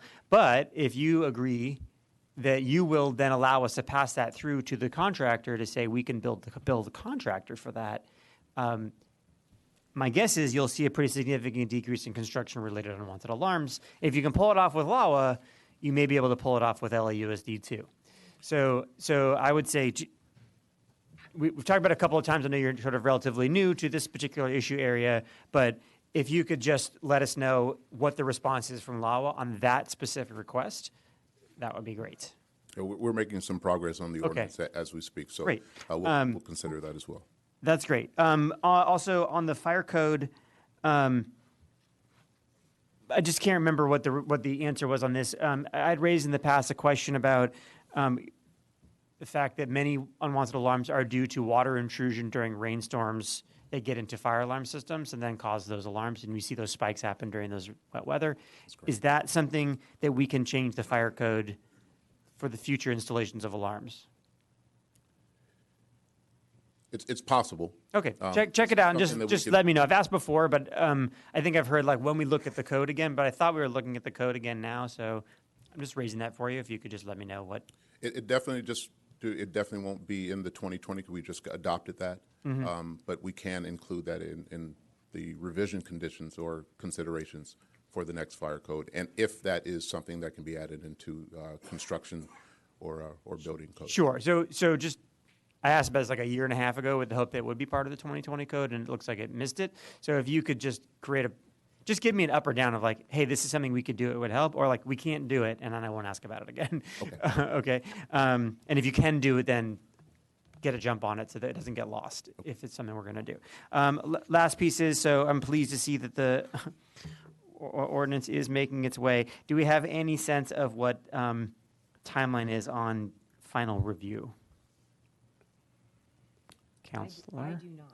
Okay. Because I am not overseeing the preparation of that ordinance or its review, but I do understand that the deputy city attorney who is engaged in that process was working very closely with, I believe, June and others relative to the use of the right terminology for purposes of the billing process. Mm-hmm. Correct. And once that terminology gets solidified, I believe the rest of the ordinance is ready. So I can give you a brief update on that, and we have kind of narrowed down instead of to try to get rid of some of the ambiguity in the language, and that is correct. The bulk of the ordinance is complete. Now with we're working with Drew Steinberg now on the actual ordinance creation, and those were a couple of the sticking points that we've been able to clarify now. I provided all those numbers to June because we needed to determine the rough percentage of automatic alarms that would ultimately be billed, and right now we're sitting at about 82%, and the billing company needed that information to be able to then send back a proposal. But the language on the ordinance is complete, and up to this point, it has been approved. Okay. So we've clarified that, sitting down with Chief Terrazas, Chief Crowley, clarified the language.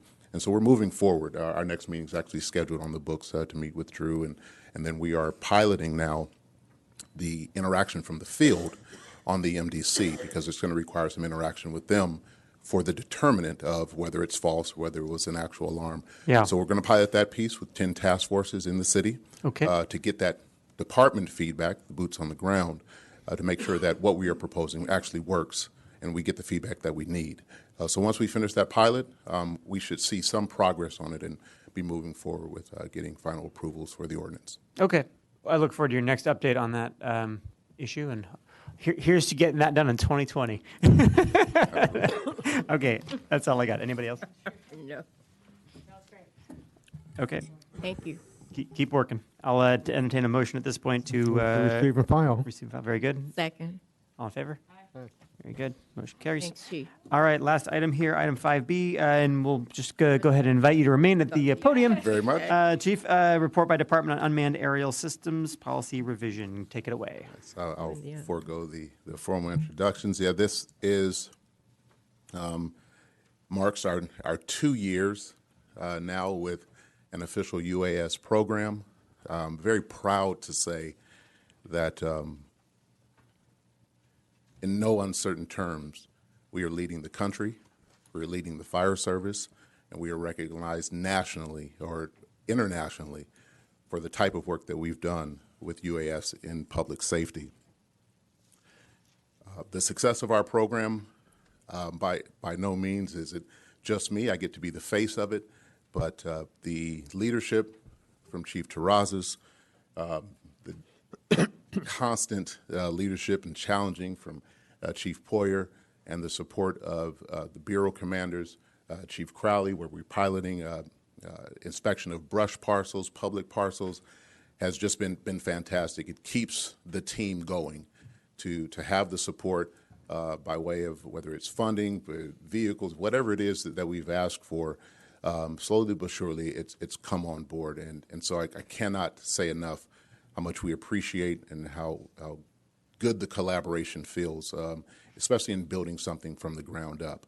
I would be remiss, and I have a couple of hats that I have to wear. One of our pilots, Dave Danielson, firefighter paramedic, and Inspector Steve Hamilton. It's faces like that keep us going.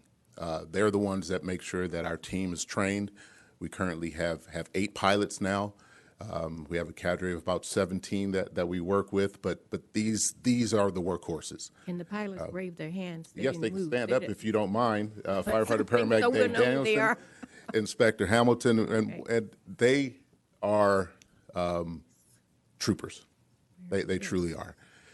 When I need something, when I'm stuck somewhere, when I have to ensure that training is happening, these gentlemen are part of a small group that actually make it. So just wanted to recognize them. Thank you, gentlemen. These are remote pilots? Yes, they are. Are they actually here, or are you remoting in? You're here. Okay. Sorry. I apologize. That's good. That was good. That's good. Part of our strategic plan and with the UAS program, we talk about expanding, and number 3, expanding the fleet to support all incident types, and we're moving toward that. One of our benchmarks was to move into supporting hazardous materials incidences. And again, with working with Steve Hamilton, the group at Coupa, we now have drone-mounted 5 gas meters and gas detectors that we can now are preparing to build SOGs so that we can deploy to hazardous materials incidences. On page 2, it specifically talks about some of the benchmarks, some of the things we're very proud of being a part of. Again, being directly involved in the development and the authorizing NFPA 2400, being the early adopters of the National Institute of Standards and Technology, their testing process for pilots. We're the first department to make that official, and we've not only been recognized by NASA, but we're also recognized by the federal government, Department of Interior, and the Forest Service in how our program has been put together. And they are looking to partner with us to model other programs around the country to standardize training for UAS. I'll speak right to the title for this particular board report, obviously, was the policy revisions. At Commissioner Ibarra's direction, we redlined the current policy, or red marked it so that it would be clear the changes that we were asking to make. The changes that we're asking for are mostly in phraseology. So a couple of them deal with some operational practices. As we've continued to expand, we've built confidence in our manned aircraft operators and how we integrate and support their operation as a force multiplier. And so there's some minor language that addresses that. But the majority of the language just goes into strengthening our policy when it comes to transparency and what we do with our records retention, how we manage the data that we collect, and then giving the public an opportunity or an avenue to comment, question, or challenge us on making sure that we are consistent with the policy. Again, the program continues to grow. We were very happy to be a part of the 2019 marathon. We hope to be a part of that on the operational side as well for this year. And we have supported, and I think to the pleasure of our Bureau commanders at some of our recent brush fires and providing some statistical data, mapping, hotspot detection, things like that allow them to mitigate that emergency more precisely, I would say. Again, in the interest of time, I won't belabor the point anymore, at which I'll just take questions from you if you have any questions about the revisions that we want to make or about where the program is going. And I will say one of the benchmarks that we wanted to reach, and we're working, and obviously part of the policy requires that we have oversight from the independent assessor. She is doing a fantastic job at assessing whether we are sticking to policy. I've gotten to know her more over our policy than I have at any other time. But I'm confident that that what she'll find is that we are doing everything possible to maintain public trust. One of the big things that we were able to do this year was to finally get a flight management system.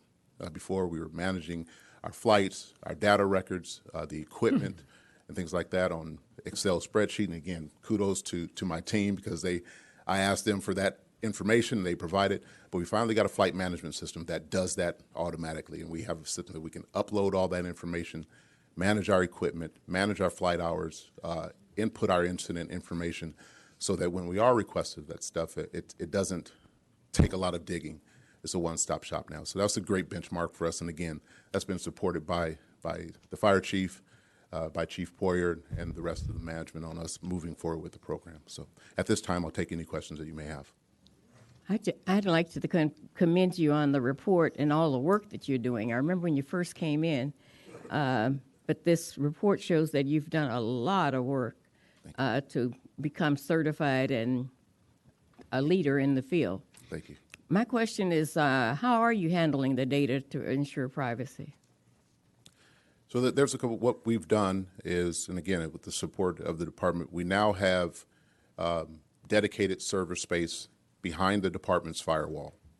So our policy states that if we capture data, whether it's a picture or video that is incident related, that it's managed by the custodian of records, which is our arson section.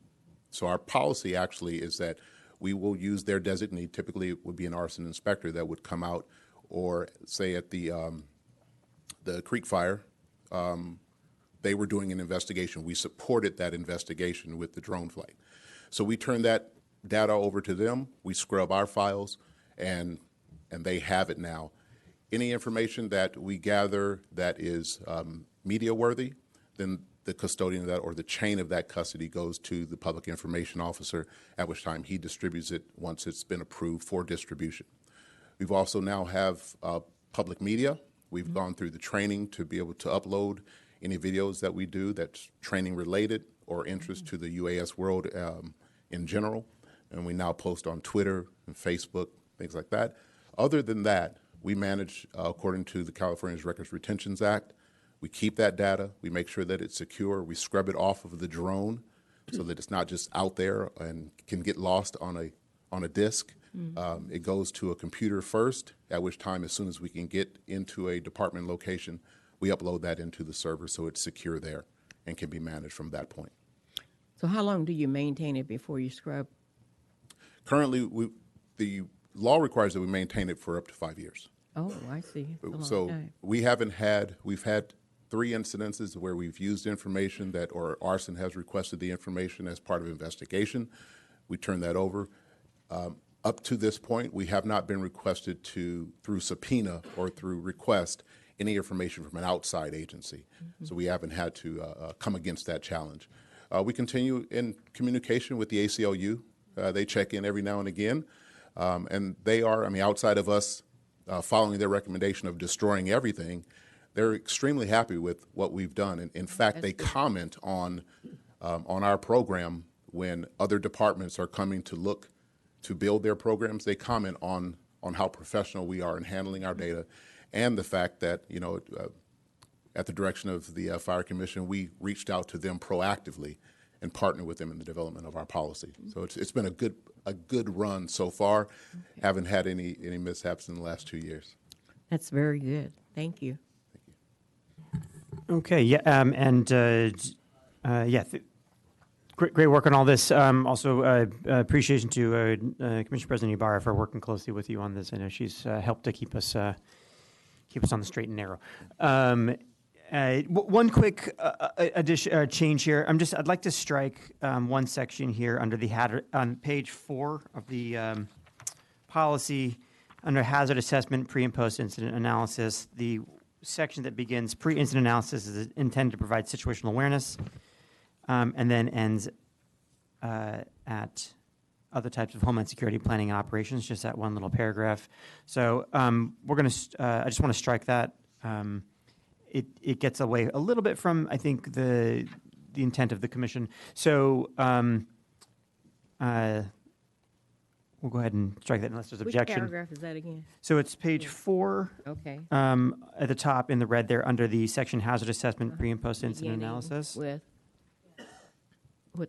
Starting with Oh. pre-incident Then- analysis okay, I and see. ending with homeland security planning and operations. Mm-hmm. Okay. Okay, so we'll go ahead and strike that, and then if I could get a motion to adopt the report as amended. So moved. And a second. Second. All in favor? Aye. Okay, carries. Thank you very much. Thank you. Thank you. Thank you. Okay, with that, we're going to move to, we have a couple of public comments in here, so I'll go ahead and call them.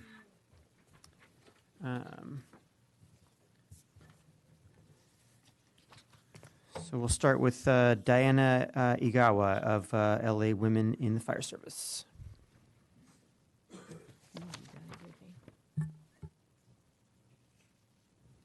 Yep, I guess we did.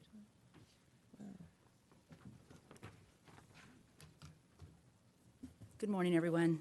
Good morning. Good morning, Vice President Glazier, Board of Fire Commissioners, Chief Terrasas, City Attorney, and Ms. Gomez.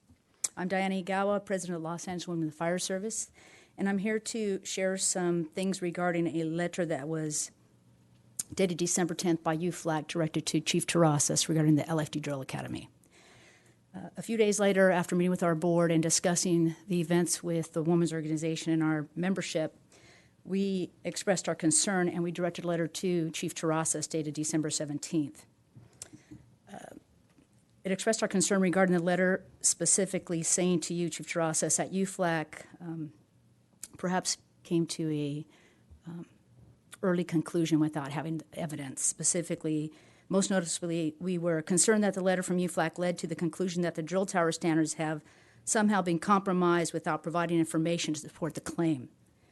It's our position that the UFLAG letter is premature in its judgment, given that the Fire Commission's independent assessor is currently conducting an audit of the drill tower classes 2013-1 through 2017-3.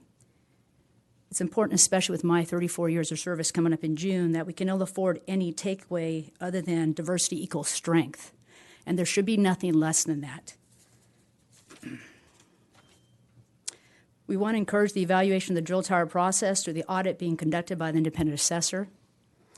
As a stakeholder organization representing the interests of women in the fire service of Los Angeles Fire Department, it's our position that there should be one standard for all recruits in the drill tower, regardless of gender, age, ethnicity, race, or sexual orientation.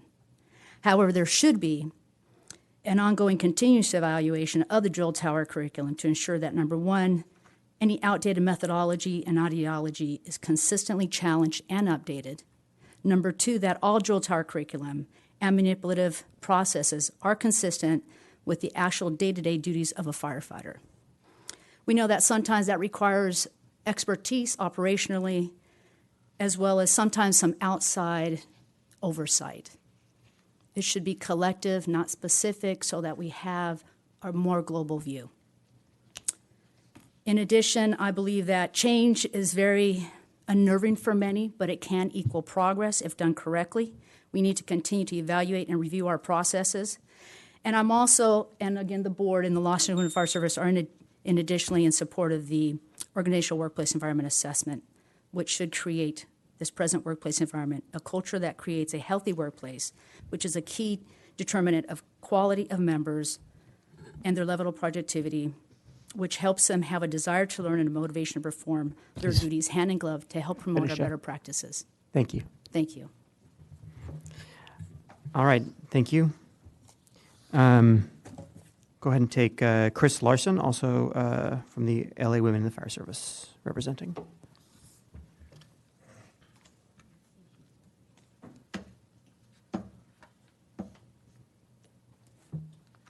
Good morning. I'm Chris Larson. I'm treasurer of the Los Angeles Women in the Fire Service. Good morning, Commissioner Glazier, Commissioners Hara, Ninberg, and Woods Gray, morning, Ms. Gomez, City Attorney, and Chief Terrazas. My comment is based on the letter that went out to UFLAC, more in terms of the social media aspect of it. Having posted that on social media and having sent it out to all the fire stations, I believe it's had an adverse impact, on the members within the organization and has caused dissension and questioning. I know if I were a minority member hired within the last few years, it could be interpreted that I was hired under a different standard, and that is blatantly not true. That letter and posting it on social media has had a far-raising impact. We've had women that have been sent questions to them saying, what's going on here? It causes an adverse impact to the point that I'm worried that it might have an adverse impact as we open up in our hiring period in February of this year for minority candidates. That stuff, once it's posted out on the internet, it's like it's gospel, and it's disturbing that it might have an impact that you were discussing earlier when it comes to the drill tower and our hiring procedures that we don't want and we can ill afford. So it just calls for more concerted effort to make sure that what we're saying is actually the truth, and that we work to make sure that everybody is included. And that's another reason that this organizational study is going to be important for this organization, and that we can ill afford any type of bullying behavior directed towards anybody, minorities or women, to continue within this organization. Thank you. Thank you. Next, we'll have Robert Hawkins representing the Los Angeles City Centurions. Good morning, Vice President Andrew Glazier, Commissioners, Mrs. Gomez, City Attorney, and Chief Terrazas. My name is Robert Hawkins. I'm the Secretary for the Centurion Organization, and I'm representing them this morning. Also, with the recent letter that's gone out from our UFLAC. The Centurion Organization has, for years, has always struggled with the issue of standards. What standards mean to us? It's gotten to the point where we don't even mention standards in our center. The history of the Centurions in this department is we have always been questioned in regards to meeting standards. In actuality, we have had to exceed standards.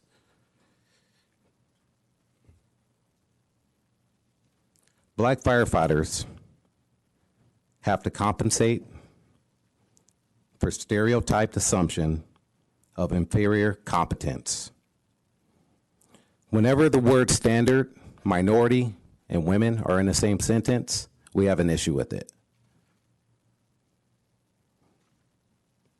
We have never heard any fire commissioners or anyone say or question to lower standards.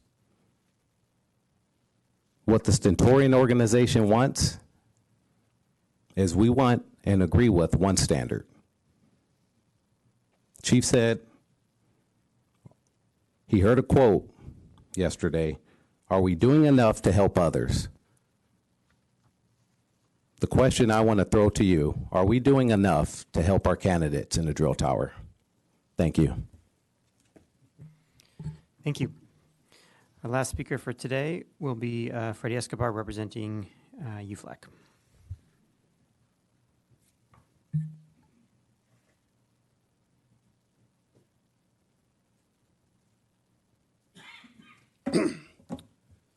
Freddie Escobar, President of United Firefighters of Los Angeles City, representing over 3,500 brothers and sisters of the LAFD. I'd be remiss if I didn't address the comments that you said, Andrew Glazier, when we first started regarding the in crowd, the culture. Is it not only insulting, it's incorrect. With 31 years on the job and brothers and sisters to the right of me who have been in and out, pushing en route, on scene, and available, because you visit a fire station and have dinner and have conversation with members does not mean you understand the culture. It has changed, brother. It has changed more than you realize. Go out and ask the members that have been on the job. Also, you stated a letter. Yes, I, as a president, wrote that letter to all the members, and you opened Pandora's box. I'm not the commissioner that grabbed members from the Bureau and had a one-way conversation and said that she will not stand for the unsuccessfulness of females graduating the drill tower. Look to your left. She's the one that did that action. And the members come to me because I represent the members at large. And for members in my bargaining unit to be scared to come up to their chain of command and say that's incorrect from a commissioner to abuse that power, yes, I'm going to continue to write that letter. Yes, I'm going to continue to stand for what's right, and you're not going to do it on my watch. Thank you very much. Okay. Well, thanks for proving my point, and I'll take a motion to adjourn. So moved. Second. All in favor? Aye. And we're adjourned. Thank you.